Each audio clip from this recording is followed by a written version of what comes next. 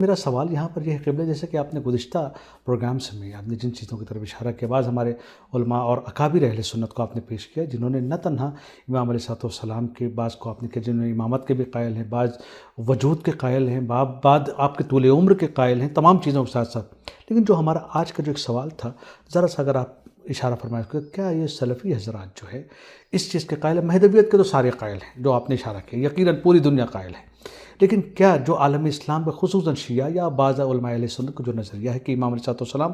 موجود ہیں، کیا یہ اہل حدیث کا نظریہ بھی موجود کے اوپر ہے، یا تنہا یہ کہ مہدویت ہے بعد میں آ جائیں گی؟ جی، ان کا جو نظریہ وہ ہے کہ آخر الزماں میں جو ہے وہ حضرت ظہور کریں گے.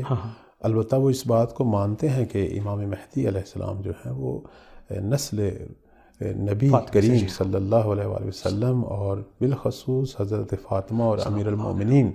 صلوات اللہ علیہما، ان کی نسل مبارک سے. اور پھر آگے تھوڑا سا ایک اختلاف ہے کہ بعض کہتے ہیں کہ وہ امام حسن مجتبیٰ کی نسل سے ہیں، اور بعض کہتے ہیں امام حسین علیہ السلام کی نسل سے ہیں. تو لیکن بیشتر جو میں نے جیسے پہلے بھی عرض کیا کہ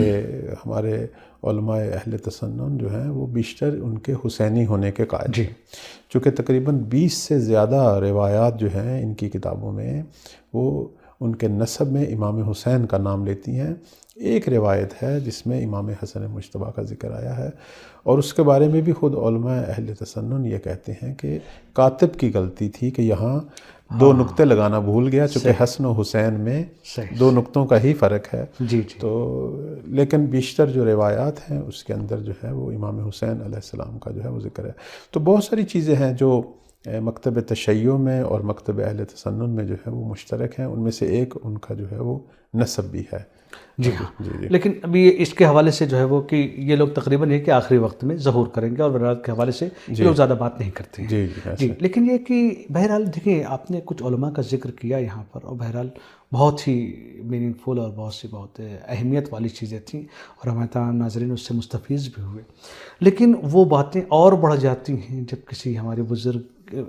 علمی کتابوں میں، مسانید میں، بہرحال شیعہ سنی دونوں کتابیں ہمارے پاس جو ہے، ہم اپنے یہاں تو بات کریں چونکہ ہمارے یہاں مسلمات میں سے، اور اس میں کسی کو بھی کوئی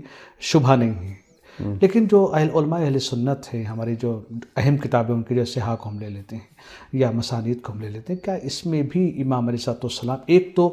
خود مہدی کا تصور، دوسری بات مہدی کے وجود کے اعتبار سے کیا ان کتابوں میں کوئی ذکر کیا گیا ہے؟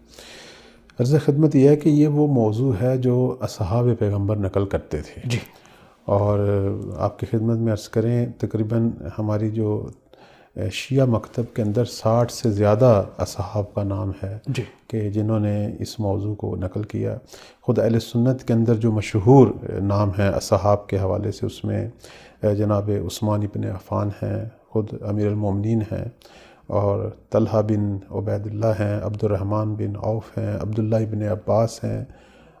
عمار یاسر ہیں، عبداللہ بن مسعود ہیں، آپ کی خدمت میں عرض کریں عبداللہ بن حارث ہیں، ابو ہریرہ ہیں، جناب حذیفہ ہیں، جابر بن عبداللہ ہیں، ابو امامہ ہیں، مثلا خود عبداللہ بن عمر ہیں، جناب انس بن مالک ہیں وغیرہ رضی اللہ تعالی عنہ.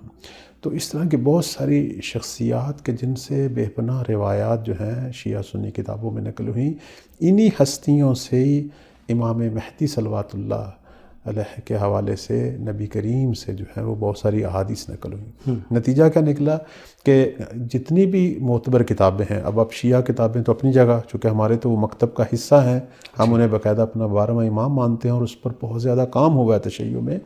لیکن اہل تسنن کے اندر بھی ہم دیکھیں کہ جو ان کی معتبر مسانید ہیں یا معتبر کتابیں ہیں، اس کے اندر باقاعدہ جو ہیں باب ہیں امام مہدی علیہ السلام کے موضوع پر. جیسے کتاب المہدی ہے، باب المہدی ہے، باب ما جاء فی المہدی ہے، یا انہوں نے ایک باب جو ہے باب الملاحم کے عنوان سے، کہ یعنی آخر الزماں کے جو واقعات ہیں، الملاحم والفتن کے عنوان سے ایک باب رکھا ہوا ہے. اس کے اندر بھی جو ہے وہ خروج المہدی کے عنوان سے ایک موضوع دیتے ہیں. جس طرح دجال کا خروج ہے، اس طرح مختلف جو آخر الزماں میں لوگ ظاہر ہوں گے، وہاں ایک عنوان رکھتے ہیں خروج المہدی. اس کے ذیل میں پھر وہ تمام نبی کریم صلی اللہ علیہ وآلہ وسلم سے جو بشارتیں نقل ہوتی ہیں اس کو بھی وہ لے کے آتے ہیں. مثلا میں چند ایک جو معتبر کتابیں ہیں جن میں باقاعدہ اس موضوع کو تفصیل سے بیان کیا ہے اہل تسنن کی، جیسے سنن ابو داؤد ہے، اس میں ذکر ہے، سنن ترمذی میں ہے، سنن ابن ماجہ میں ہے، اسی طرح سنن دانی میں ہے، مسند احمد میں ہے، مسند ابن یعلی جو ہے اس میں ہے، صحیح حاکم میں ہے، یا ان کی جو معاجم ہے جیسے طبرانی کی معجم کبیر ہے، معجم متوسط ہے، اس کے اندر ہے، یا ابو نعیم جو ہیں انہوں نے اس موضوع پہ کتاب لکھی ہے. اسی طرح خطیب بغدادی کی کتاب ہے، ابن عساکر نے تاریخ دمشق میں، یعنی جو ایسی کتابیں جن کے اندر بالاخر روایات یا تاریخی واقعات جو ہیں ان کا ذکر ہے اس